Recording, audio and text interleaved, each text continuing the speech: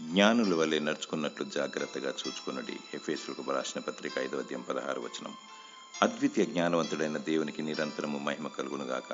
జ్ఞానము, బుద్ధి, వివేచన, తెలివి దేవుని వలననే కలిగినవి. దేవుడు జ్ఞానానికి సృష్టికర్త. దేవుడు లేడని బుద్ధిహీనుడు తన హృదయంలో అనుకొనును. మీ మట్టుకు మీరు పూర్ణ జాగ్రత్త గలవారై మీ విశ్వాసం నందు సద్గుణమును, సద్గుణమునందు జ్ఞానమును, జ్ఞానమునందు ఆశా నిగ్రహమును, ఆశా నిగ్రహమునందు సహనమును, సహనమునందు భక్తిని, భక్తి యందు సహోదర ప్రేమను, సహోదర ప్రేమ యందు దయను అమర్చుకొనుడి. సొలొమోను రాజు దేవుని యొద్ద నుండి జ్ఞానాన్ని కోరుకున్నాడు.